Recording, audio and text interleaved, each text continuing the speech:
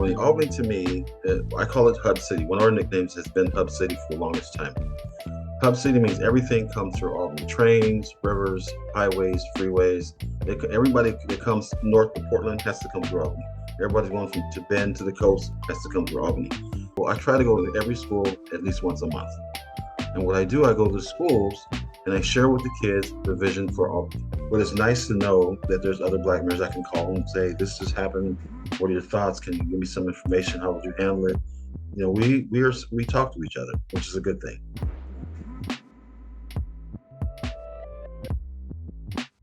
Welcome back to the Black Oregon POV podcast. I'm your host, Bruce Poinsett, and this is the show where I ask the big questions and explore the big ideas about Black life in Oregon with a special guest. Today's episode is part of a special series on Black mayors in Oregon. As I record this, I'm working on a story for Street Roots where I interview 5 current and former Black Oregonian mayors. In total, Oregon has had 9 Black mayors who have represented Manzanita, Shaniko, Depot Bay, King City, River Grove, Albany, Gresham, Garibaldi, and Oregon City. This episode features my interview with Albany Mayor Alex Johnson II. Johnson was elected to the Albany City Council in 2018 and then to the mayor's position in 2020, where he is currently serving. Like, you're the first Black elected official in the history of Albany. In the history of Albany, yes. I ran for city council. I actually got tricked into running for city council in 2018 by my next door neighbor, which was my city councilor. I would just get information from him, and he invited me and my son to come over 3 generations to talk about marijuana. It was coming to Albany in 2017. And I attended the meeting and I was just kind of flabbergasted as to what was going on the city council, the arguing, the fighting, the fussing, the outrage in the community. And I said to myself, I need to talk more about this setup here. And so he and I met in the next couple of days and we talked about um, how things are dysfunctional. Mayor's been in office too long.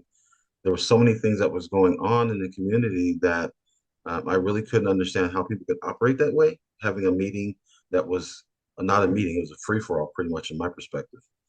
So I started going to the meetings intentionally. I was going to the planning commission. I go to the budget committee. I would go to the different citizens advisory groups that we had. And I was also going to the council work sessions. And I was just shocked. So I'm talking to my next door neighbor, and over the year, he says, "Oh, by the way, I'm not running for office again." And he's like, "What do you mean?" He says, "Well, I was hoping, to retire and take, his wife had Alzheimer's, early onset Alzheimer's." And I said, "Well, who's going to replace you?" And he's like, "I was kind of hoping you would." And with my history here, I refereed football for high school football and youth football for 25 years, umpired youth softball for 25 years, semi-pro football for 10 years. And so people in the community know who I am, just not in the political arena. And so he goes, "Go talk to your wife." So I talked to Norman. We right across the driveway and went home and I kind of shared what I was thinking about running for city council. And she said, "I know how you are. You're going to go in both feet and you're going to get deep and immersed in this political thing." I said, "And you do have to run your business because it's how we pay our bills and we build our wealth." And so she gave me permission. She accepted the fact that I was going to do this. And she goes, "I'll make you a deal. I'll do the big stuff, not the small stuff." And what small stuff means to me is that I go to everything going on in this city, every event, every school event. I don't have to stay for the whole thing, but I show up. And one of the biggest things with elected officials, accountability, they don't want to be held accountable, or they don't want to do the work of knowing their community, learning their community. And for me, I'm all about it. I can't lead this city. I can't share my vision with the city unless I know what the people want for the future of the city. And I ran for mayor against somebody that had lost a previous election from my predecessor and to Ray, and I beat him by 70.25%. And so that was a shock, right? It was a big shock to everybody's system. And I knew that there was going to be celebration, and I didn't want to get a DUI at the from the place of having a party. So I walked home, and I walked home. It was like 9:30, 10 o'clock at night. And when I turned onto my cul-de-sac, all of my neighbors were in my driveway waiting for me to get home. It was impressive. I was like, so my head was like, okay, I've done the thing. you know, I have to learn. I have to be the best I can to represent these people. And I went about it. I mean, I got I went to Alex University. I met with every department head, the city manager, met with the county commissioners, just learning what their issues are, learning what their pain points are, learning what the staff's pain points are for the executive staff. Met with some of the managers, and I just made it part of my day, part of my business day. Well, after being on council for 2 years, I decided that things weren't working out for me. I was losing money in my business because I'm an insurance broker. I'm licensed in 23 states, have clients in 23 states. And I was losing money because I was spending so much time doing city stuff. And the meeting started at 7:15, and it was just, the meetings would go to 11 o'clock, 12 o'clock at night. It was just a lot of dysfunction. And I decided that I was going to resign. But when I first got on council, I decided to start making a list of things I would fix if I were mayor, or correct, or make ongoing. And that list came down to 85 things, about 86 actually. But there were some duplicates. And when I decided to run for mayor, I synthesized those down to 15 things that I wanted to get going, or get complete or make ongoing for the future of Albany. And I put my paperwork in to run for mayor, and people came out in droves. It was amazing. People from all over the city were coming out, just hundreds and hundreds of people. And it was during the pandemic, so they canceled high school football. And I set up a uh, kickoff with the candidate because it's 7 o'clock on Friday night. People would campaign, come on to my Zoom meetings, and talking to 17,000 people in 10 weeks. And it was impressive. And I ended up winning that election. Be the 12-year incumbent, and been the mayor ever since. 6 years, my 6 years mayor right now. And so it's been first camp for the first thing I did was I took the first thing on my list of things to fix, and that was fixing our meetings, making them more efficient. And all 15 things are done or ongoing, and I'm pretty excited about seeing the results of what's been done the last 6 years. Albany is the place. It's a wonderful city. You got to come check it out. Yeah, I was actually was meeting a friend down there for coffee and just spent a little bit of time in downtown actually very recently. And I was like, oh man, Mhm. gotta come back and really like actually get to spend some time here. But kind of to that point, you talk about like that list of issues. I guess like how would you just in general describe your city in terms of Albany and like what would you say? I know it's like kind of like a big, you said let's got to like 85 things, but you just Mhm. have like let's like maybe like this the top issues facing Okay. your constituents. What would you say those are? So first, I'll describe Albany. Albany to me, I call it Hub City. One of our nicknames has been Hub City for the longest time. Hub City means everything comes through Albany: trains, rivers, highways, freeways. Everybody that comes north to Portland has to come through Albany. Everybody going from to Bend to the coast has to come through Albany. So we're Hub City, and what I like to say is that we have a small town feel, but a big town attitude. Everything is possible in the city of Albany, Oregon, and part of that feeling for me, housing affordability was huge. And that's not just in Oregon, it's all over the country.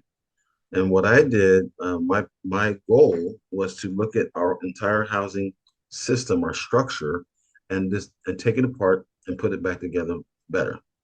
And one of the things that I did when I was campaigning was I talked about my housing affordability task force. And as soon as I was elected mayor, we started constructing this housing affordability task force.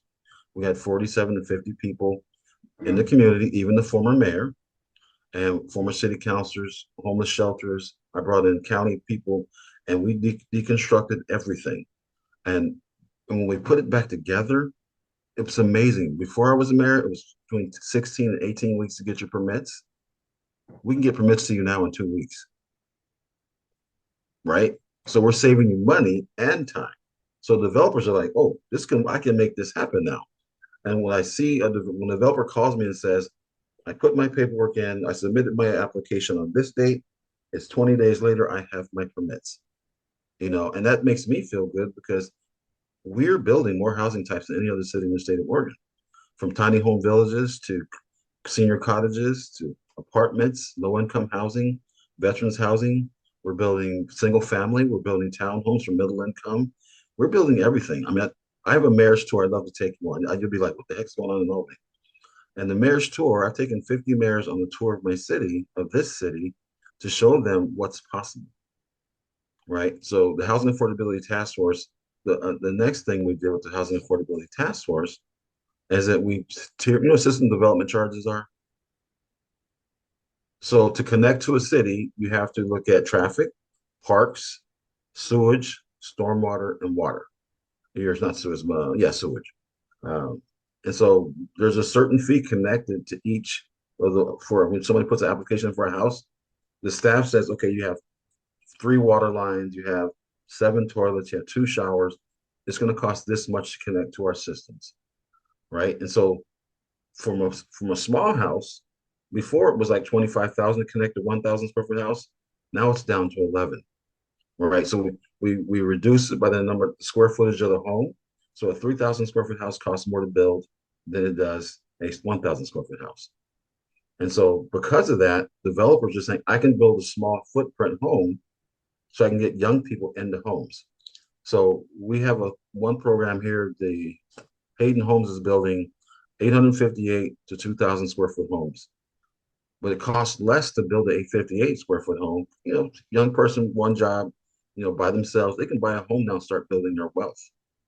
You know, a young couple can buy a 1,200 square foot house now and start building their wealth. Seniors can downsize from that gigantic home that's paid off, sell that house outright, buy one of the smaller homes for 300 or 250,000 and have a nest egg so they can retire on. You know, so I'm trying to make it all possible. Reasonably, so housing is a big one. Homeless is not our biggest issue, like in a lot of cities. We have homeless, but we're working, making great strides to get people out of shelters and into homes. So we have a tiny home neighborhood called Hub City Village. They're tiny homes. 27 people came out of shelters or off the street into the tiny home. A new development's going in with 83 tiny homes. You know, so we're building these these communities or neighborhoods that people can thrive with the income they have without having to commit crime, without having to get subsidies, anything like that. So we're working hard at those things. And the next thing was so it's meeting efficiency, the infrastructure as far as housing, and then the city council in 2001 made a promise to the city that we're going to do this urban renewal district. And the urban renewal district, we actually stop taxing, start using that money that we would have received to build an amenity for the city. Well, the waterfront was supposed to be done in 2010. We just finished it in 2023, 24.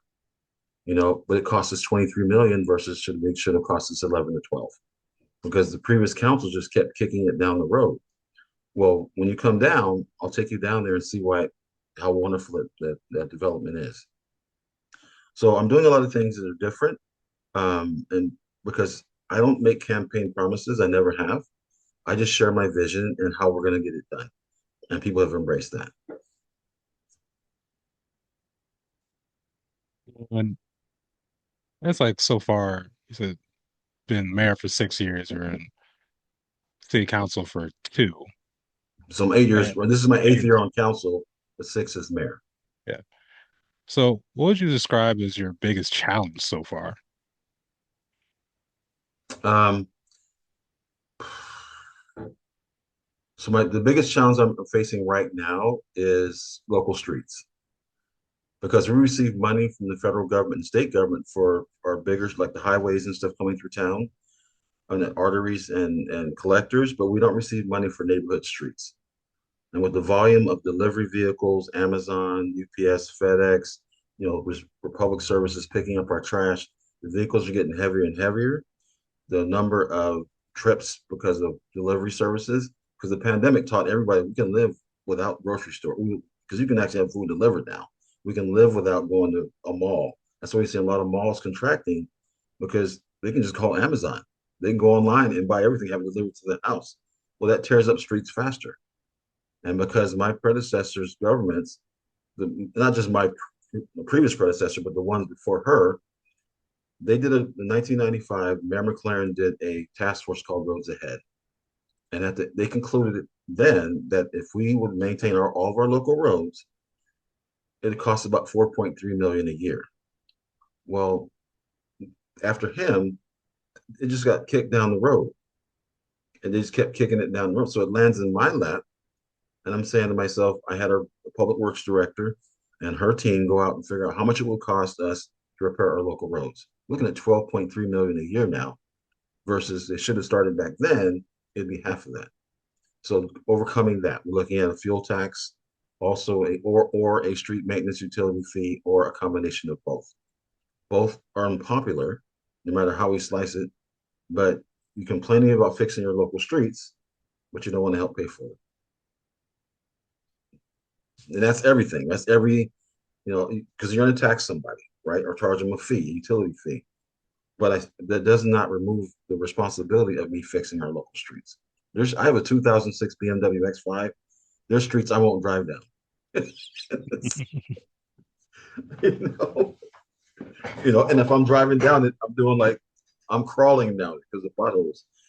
And so when I take a person, a citizen that wants to go on my tour, I take them down these streets. And I'm saying, now this is not your street, but your street is a newer development. So we go down this street. I take them down these streets and they go, I didn't know it was this bad. Because those are the ones that are most vocal against any kind of fee or tax. Well, when you show them what their neighbors are having to deal with, they're like, we need to get these things fixed. I said, well, how are you going to help me pay for them?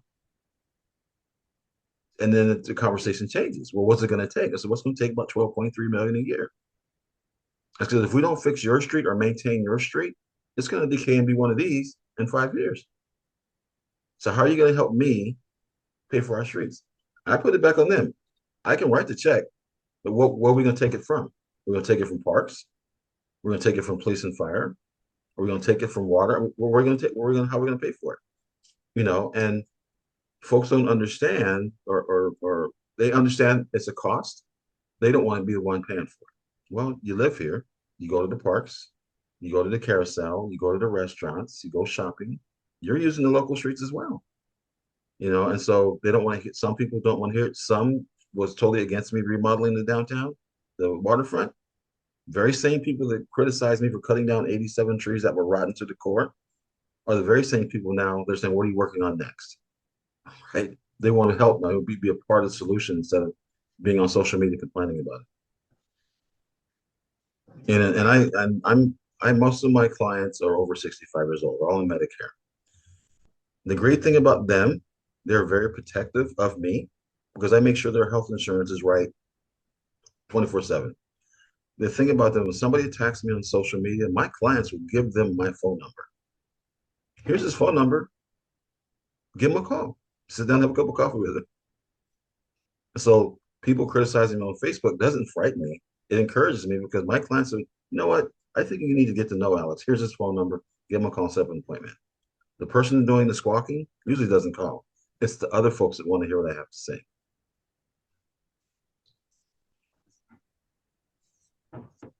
So that's like on the flip side then, what would you what would you say was your biggest or what was your proudest accomplishment in these 8 years so far? Um, there's too many. I mean, there's a lot to list. I mean, I could give you a long laundry list. I think getting the waterfront redevelopment done is huge because the whole community and neighboring communities can benefit from it. They can come and enjoy it. And I'll give you an example.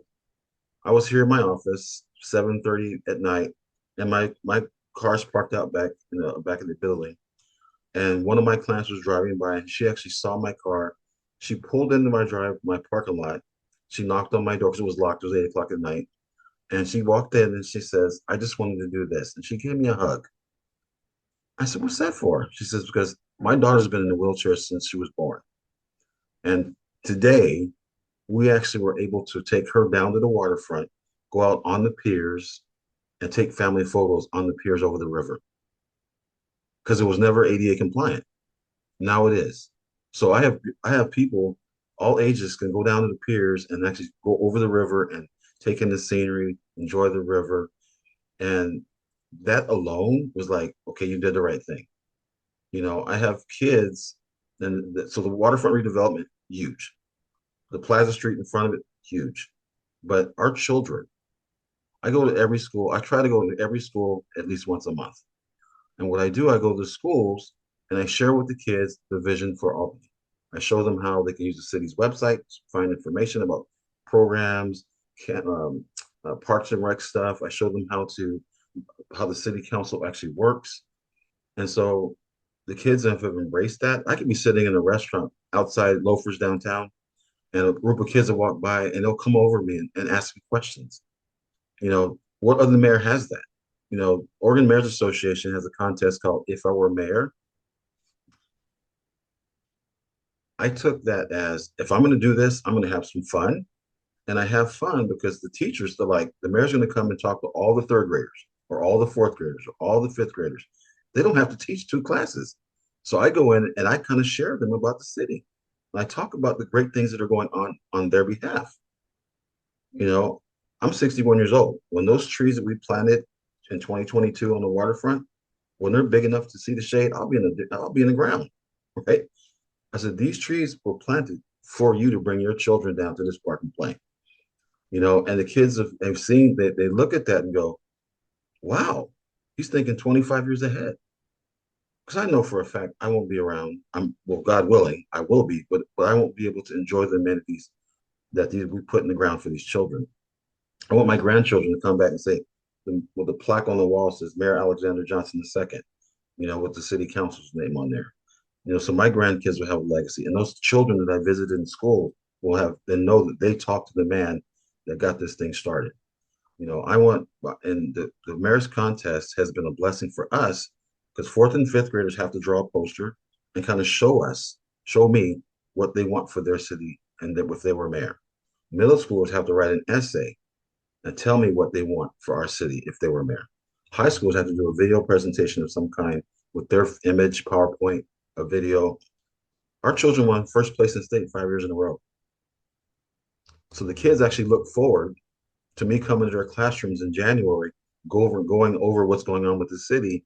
And it has brought so much energy to staff because those children and parents, they go home and they actually learn about the city from their children.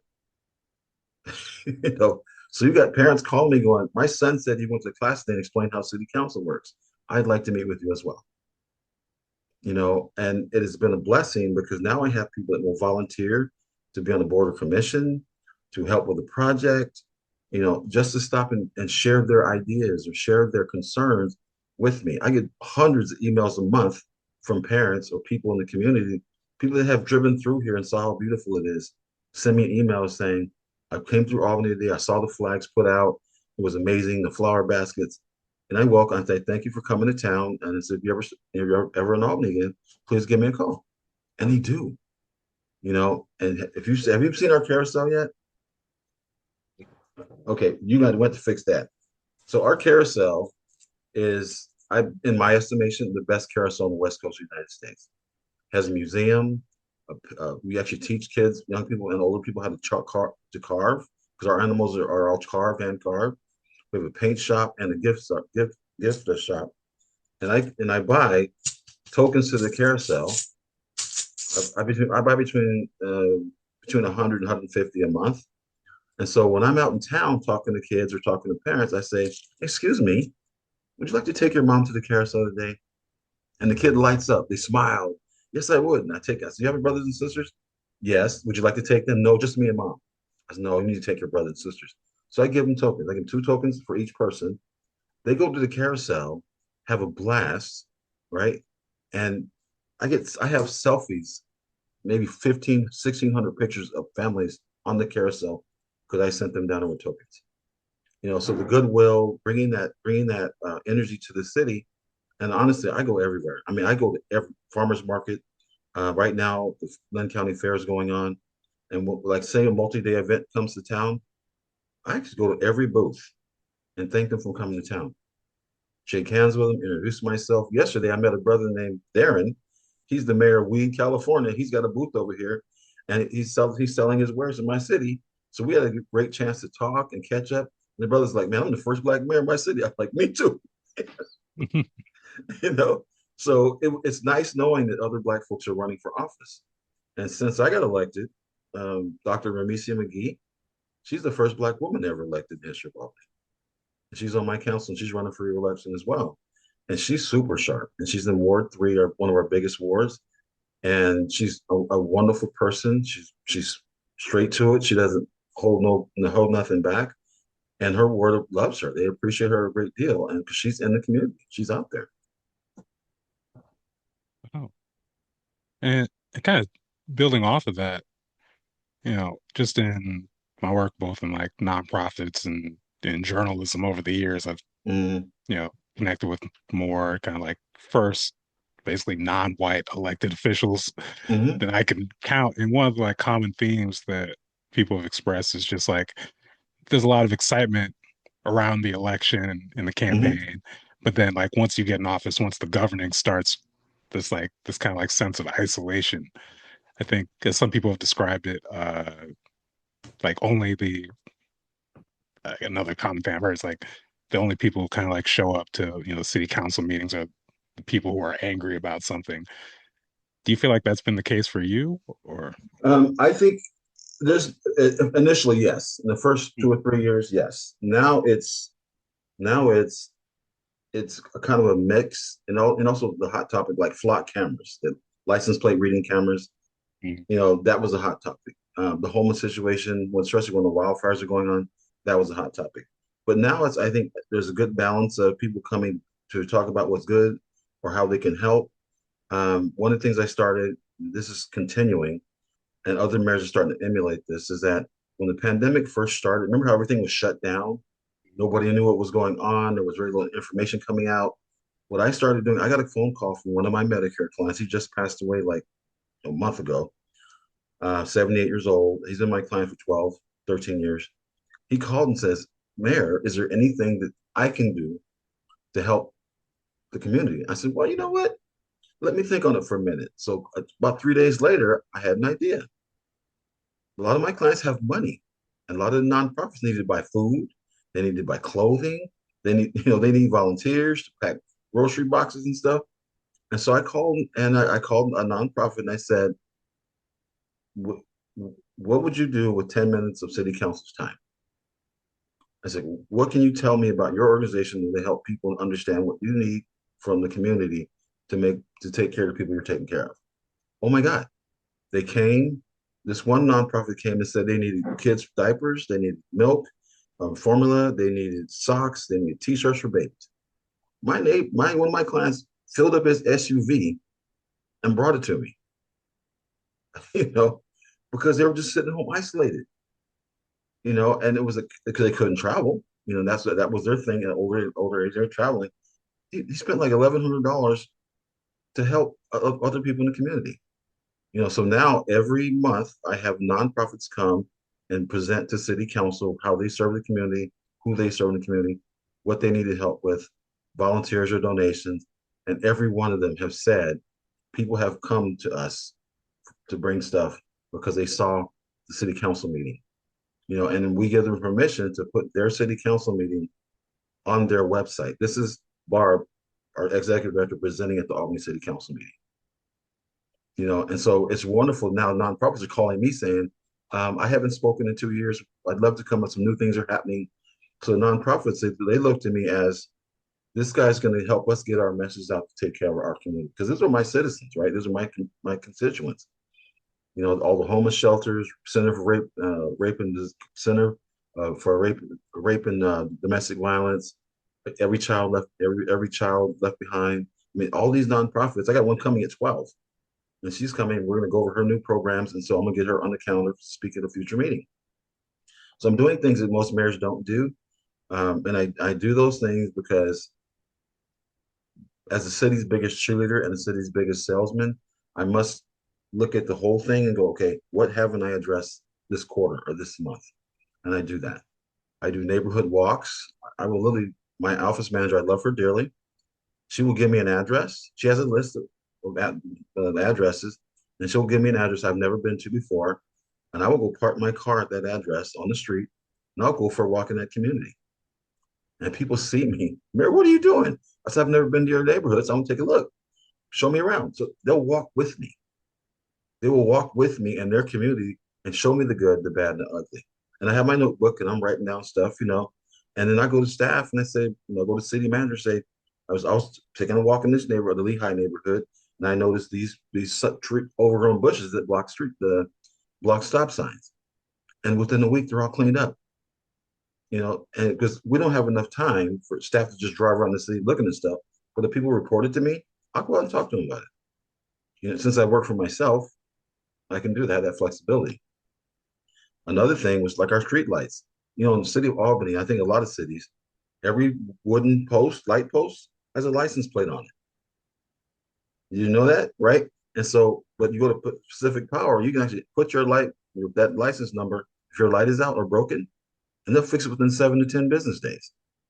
And so I shared it on Facebook, and miraculously, people that follow me on Facebook, streetlights are getting fixed all over town. And just because I did one Facebook, oh, by the way, did you know that if you there's a and I put a picture of the lights post in my neighborhood, I had 3 lights in my neighborhood fixed within 10 days. And I shared that with the community, and the community they took it and just ran with it. Just little things, getting out in the community, saying hi to folks, carrying my tokens, giving to kids. I'll just go sit at a restaurant downtown. I'll just sit out there by myself, having lunch, and people stop by and chat. You mind if I join you? And next thing I got 7 people sitting with me talking about the city. But if they don't see me out there, they don't know what I'm doing. They don't know what's going on in the city. But they know they can just sit. If they see me by myself and with my wife and family, they know. Don't talk to the mayor. He's like, you can say hi, but don't sit down. That's off limits. That's his time.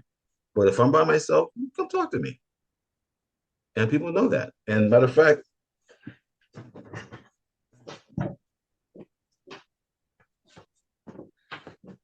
each of our high schools gave me a hat that has mayor on the back of it.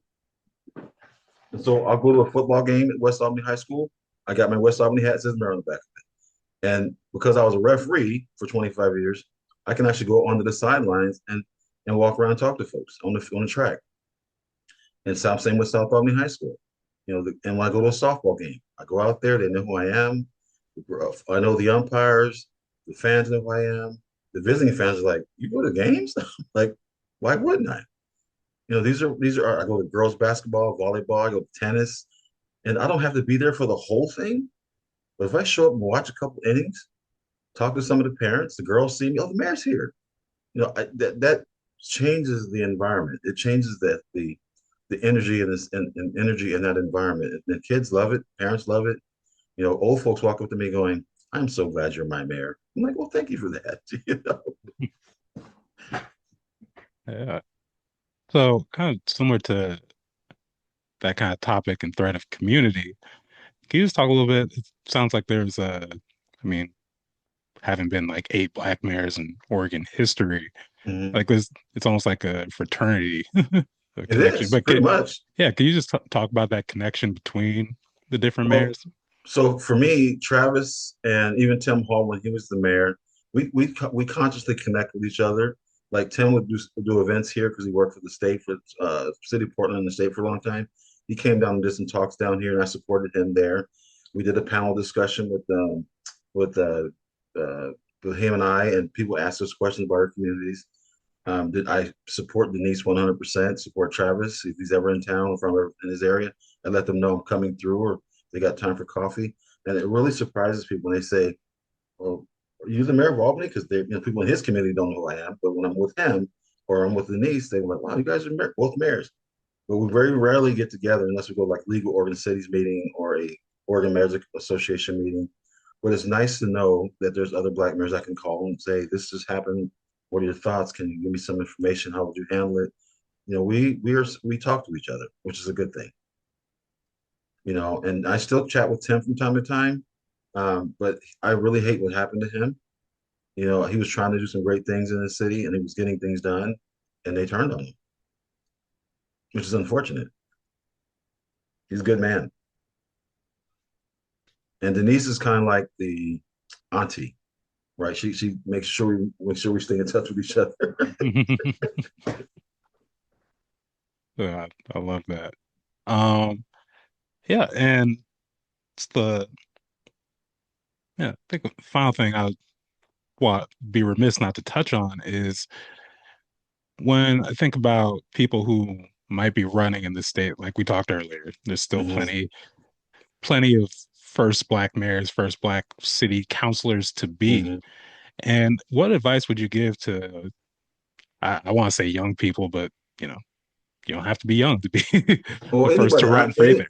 so the first piece of advice I'd let them know is research the role, right? Learn your city. I mean, and as a city councilor, don't just learn your ward, learn the other wards as well. Because at some point you may want to run for mayor. So the sooner you start learning your city, because you're making decisions for the whole city, right? So learn your city. And I bring up the city's website and show them these are our boards and commissions. This is how the city council runs. Then I would take them on. I really would take them on a tour of the city and show them the things that will be discussed when they run for office. And I don't care who they are. I don't care if they're running against me. If they want to go on a tour and get my tour, I'll take them. But the great thing about it is that I tell people just think about this. It's not just the title. There's service that goes with that title. And to be effective, you have to embrace the service. Make the service work part of who you are. Because if you resist, it's going to show, and people will turn on you. They won't support you anymore. You said you're going to do these things.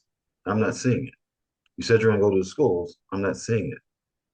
You said you're going to walk and talk to people at the farmers market. I'm not seeing it. I even though it's Saturday morning, I get up, I get my wife, make my wife's coffee. I'm going to farmers market. Do you need to pick up anything? And I go to every booth every Saturday morning and just touch base with people. I go to every store when there's a big event downtown. I go to every booth. I go to every store. If we have like a wine walk or something like that, I will invite people to walk with me during the wine walk. I want them to get up, dress up, and show up. And being a black person, if they don't see you being part of the community, they won't embrace you as part of the community. So get out there, and if you have people in your community that have supported you, that want to support you, invite them to be with you. I'm going to go walk in this neighborhood. I'd love for you to join me for a walk so we can talk to folks. Because they're going to ask that other person, why do you support Alex? Well, Alex has done everything he said he was going to do. Alex shows up at the games. Alex brings the kids into City Hall. I want the new officials not to be afraid to, first of all, ask for help, get up, dress up, and show up, and be a good student of your city. Learn everything as you possibly can. And it doesn't take a lot. City's website is a wealth of information there. You also call me. I tell young officials, people think about running for office, just call me. I'll sit down with you and I'll give you complete history and education, the different departments, what their pain points are. And I do that because if they're going to run, I want their eyes wide open. Dr. McGee and the other person that was running for that spot, both Democrats. One was felt very entitled to that spot, and Dr. McGee was a newcomer. She was really interested in the city. She'd done the work. I've taken her on a tour. So I said, look, I'm going to endorse one of y'all. So this is my right next door is my conference room. You two go in that room in there. This is you got an hour to tell me who's going to run for office. Right? And so Dr. McGee knocked on my door. I said, because you can endorse me. I'm like, okay. And that's what I did. Because we don't want Democrats, I don't want Democrats or Republicans to hurt each other. But if you have a good plan, and she done her homework. Dr. McGee was ready, And so when I announced that I was endorsing Dr. McGee, she won. And it wasn't just me, it's her. But having that extra support from the mayor, the existing mayor, very popular mayor, she's amazing. I mean, I can't tell you how many people have called and said, I saw Dr. McGee speak today. She's amazing. It is she is from Chicago. I mean, I call him she calls me uncle. So, you know, but we have and one of my city councilors is crazy. She's running against me this time. She's very stilted opinion of herself. But the rest, Marilyn's like history. She worked for the city for 20 plus years. She's all, and oh, Dr. McGee and Marilyn Smith are journalist majors. So both of them are very super smart people. They're very great. And they sit on either sides of me. And then the guy, Chris Mandremo, was appointed, so he's not going to be running for office. Michael Thompson, he is an odd duck. And then Carolyn McLeod's an odd duck. And Steph Newton, she wants to be a legislator at the state capitol or higher. So she's got her political aspirations to go higher. I was people have asked me to run for senator and also asked me to run for governor. Um, I've been married 41 years this year, and my wife followed me around the world when I was in the military. She different cities, and she's like, "Look, we got married at 19. You've been out. I want you home."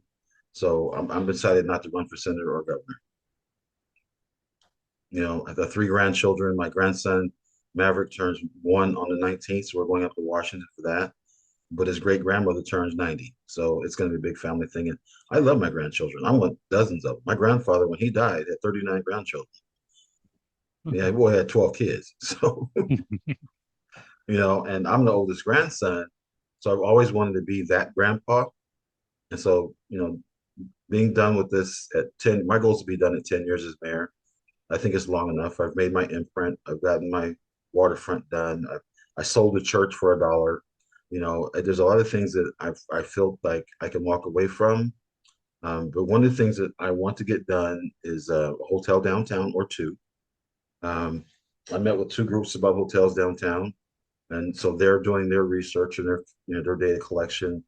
So break ground on either one of them or both is one of my goals before I'm done with this. And then there's a thing called East Albany Community. Can I share my screen with you? Uh, sure. Let me, I'm gonna show my I screen. might need to give you permissions. Yeah, yeah, make me a co-host. So this is what we call East Albany Town Center. And so 921 places to live, a new VFW building, 2 floors of VFW, 5 floors of low-income veterans housing or disabled veterans housing, with the courtyard and stuff for the veterans. And then this is what it looks like from a different angle. This is in the works. And so this is going to be a walkable, rideable community. And it's going to generate tax revenue. It's going to make multi-generational possible. It's going to make low income possible. It's going to make middle income possible. There's going to be luxury apartments up top of these buildings. So it's going to be a complete community with clinic, pharmacies, dry cleaners. You be able to walk to the doctor. These are the kind of things that I'm looking at going forward. So my goal, we've already annexed the land into the city. And with that annexation, we brought it into from the rural fire district into our fire district.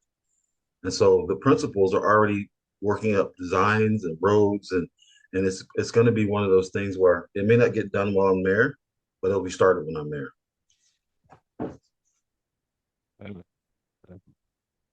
Oh, yeah. Mayor Johnson, thank you again for taking the time today. You're most welcome. Please like, comment, share, and subscribe so we can help grow this channel. And if you want more content, make sure to follow Black Oregon POV on Instagram.